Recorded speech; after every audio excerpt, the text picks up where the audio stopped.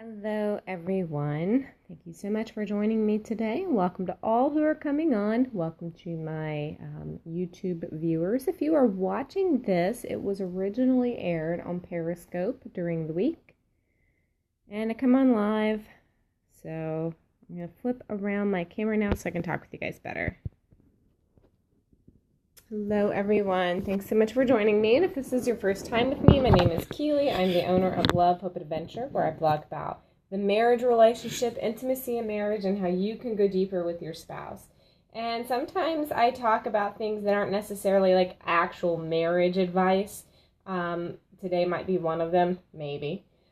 Because everything you do in your life, everything that happens in your life, it's going to affect your marriage and your relationships. And if you feel overwhelmed by life, that is really going to affect your relationships.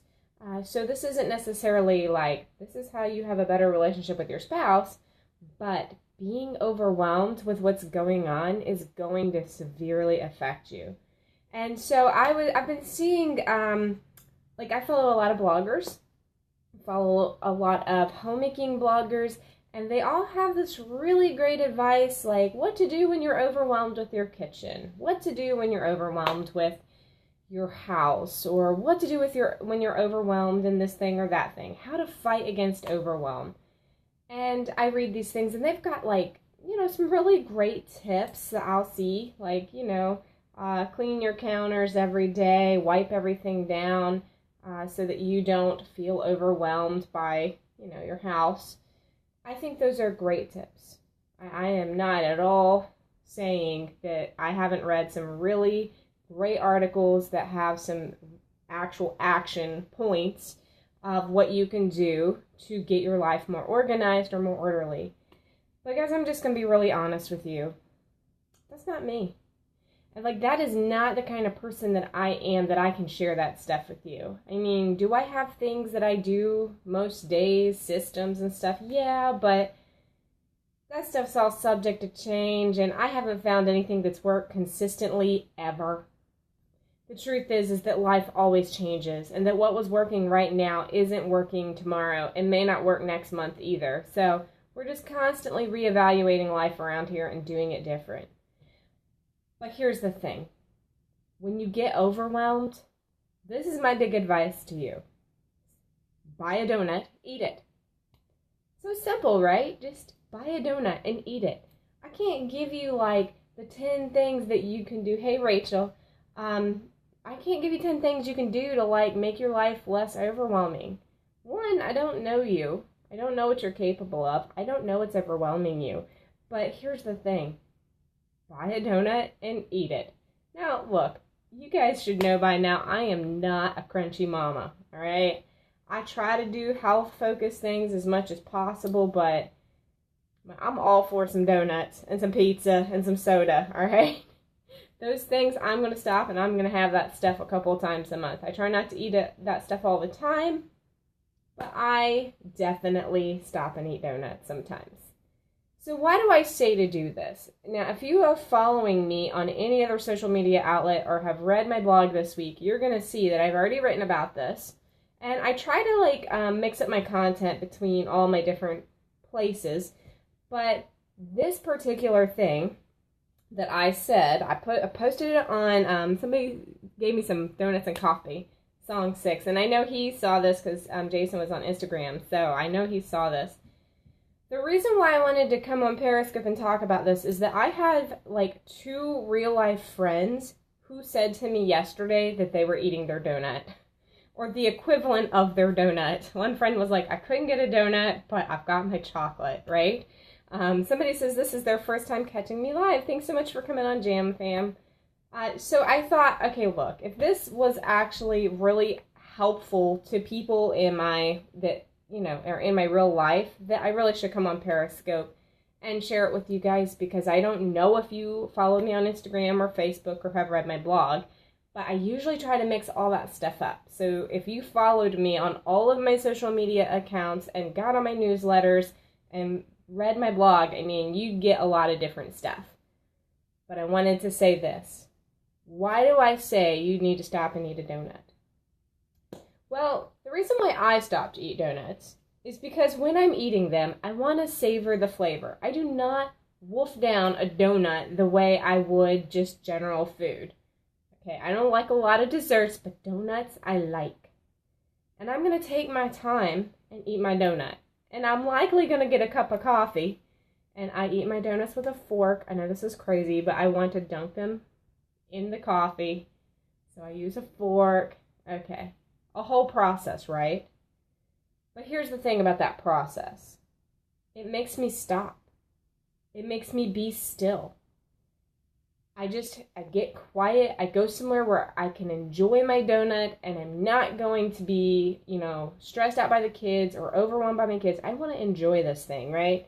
So I'm going to everybody go to your room, or I'm going to go to my room and I'm going to get my donut and I'm going to sit there.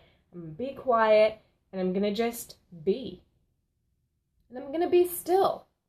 And because I'm enjoying my donut, I really don't want to be stressed out, so I'm not going to think about all these things that are overwhelming me.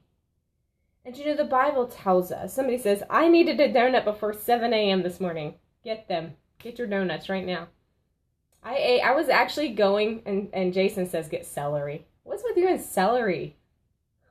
I mean, I eat it, but I was going to actually get donuts and eat them on Scope today, but I'm going to be honest. I bought donuts yesterday for the kids because we missed National Donut Day, and then I ate the rest of them last night because I have no self-control when it comes to donuts. This is why I say you have to go buy the donut and then eat it, because we don't keep them around here, or we would never have them. Here's the thing. The Bible tells us to be still and know that I am God. And that just helps me when I am feeling overwhelmed, when I get still, when I'm just I'm going to be quiet, I'm going to be still, and I'm going to remember that God above is on his throne. He is seated on his throne. He is not surprised by what is happening in my life. He cares about me. He is in control, and it feels like all this stuff may be completely out of my control, and I can't do anything about it, and I'm completely stressed out, and I'm so overwhelmed with life. And when I take those moments, somebody says, yes, cease striving. All right, just stop. When life is overtaking me and I feel very overwhelmed, if I go read a post that says, here's 10 ways to get my life in order, that is going to overwhelm me even more. There's nothing wrong with those things. Those things can be very helpful. But until you feel centered, until you feel at peace, until you regain control of yourself, until you stop and remember God, be still, be quiet, you will not be able to implement those other tips. So before you can really get your life in order, you have to stop striving, stop fighting, stop allowing yourself to be this big stress ball. Be still and know that I am God. Remember that. So for me, eating a donut is what I do. Sometimes I drink a cup of coffee. It doesn't always have to be a ton of calories. But I had friends yesterday say to me, Keely, I did that. I was so overwhelmed with this situation. And I did like you said. I just went somewhere and I was still and I was quiet and I ate my whatever I was going to have or do whatever I was going to have, this thing I enjoy. And I felt myself just be back to who I am, regaining my control of myself. And guys, that's where it starts. You can have all the best intentions on the planet to get away from overwhelm, but when life is overwhelming to you, when a situation is overwhelming to you, don't feel guilty about stopping everything and going to your room for a few minutes or whatever it's going to take so that you can have some quiet. And if you are in that stage of life where you're raising young children and you've got toddlers and you've got babies and it's like, but Keely, I can't get away from them. Oh yeah, you can. See, kids can cry and it's all right. Kids can get upset. You can put your child in their crib and let them be safe and then leave the room while they cry and you go get yourself settled. You can totally do that. I don't know why we think in our culture that our kids always have to be by our side and that they have to be everywhere doing everything with us at all times, that we can't ever walk away from them. I spent a lot of years with kids in the bathroom with me, but when I am home, like, you know what I do? When I had younger children and I had to go to the bathroom, now out in public that was different. They were in the stall with me on my lap. It was a big giant pain. But here at my house, somebody says, yes ma'am, we've raised 6. They will survive the few years. Yes, Jason says that. You will. They will survive being upset and angry. This isn't going to be the only time you make them cry in their lives. And I hear so many moms say, well, I have to have an audience when I go to the bathroom. At home, you know what I would do? I'd put them in their cribs, and I would shut their doors, and I would go to the bathroom. It was only a couple of minutes. It's not like they were going to, kill themselves or scream their ears off. But gosh, guys, you've got to have that time where you are just quiet and you're not being like all of your attention put on something. That's what causes overwhelm. That's what causes you to overreact and to scream and to yell and to get upset with everyone and to destroy your relationships. It's much better for you to let the house go to craziness while you're in the bathroom, because let me tell you, I've got 3 boys, and there are days when I'm like, are they killing each other out there? Should I stop right now? Should I get up and go check on them? And I've just learned that on certain days, I just got to put my earbuds in and just pretend like no one exists. Somebody says, my kids have noticed I'm a much better mama when I've had quiet time. Yes, and in my house, we actually still have quiet time. I send all of our kids to their rooms, and I have currently a 5th grader, a 3rd grader, and a 5-year-old. I send everyone to their room every afternoon for quiet time. They don't have to go to sleep. They just have to go to their rooms and be quiet. They don't have share rooms anymore because the 2 older ones used to share a room and they just fight too much now. And I've got enough bedrooms. So I used to have a dedicated guest room. Now each of them get their own room. They're very spoiled in that. But for rest time, when they didn't share a room, I'd separate them. I would put one in one room and then one in another. You know why? They needed quiet. I needed quiet. But so did they. They needed that time where they weren't being stimulated by each other, where they were forced to go entertain themselves in their own rooms. You know why I did that for them? To help teach them how to keep from getting overwhelmed, to keep that overwhelm at bay.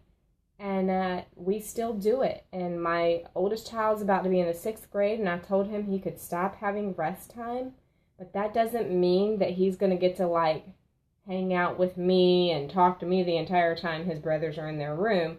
He's just going to he's got the ability to roam the house, but he's still going to be quiet. He's not going to be loud. So, guys, that's what message I have for you today, and I hope that in the midst of your overwhelm, that you will take that time to be still and be quiet and remember God, because you can have all the best plans on the planet, all the best spreadsheets of organizational things you can do to reduce the overwhelm in your life. But that's a long-term plan, a long-term solution. It's going to take time to implement. I'm trying to give you a short-term solution you can do right here, right now. Quit that overwhelm because you've got a child throwing a temper tantrum, or you've got crazy stuff happening at work, or you've got 15 people all needing your attention right this second. You got to have a short-term, quick, in the moment, how do I quit feeling overwhelmed? And this is it. Guys, thanks so much for joining me, and I look forward to talking with you tomorrow. I hope you guys have a wonderful day, and I will chat soon.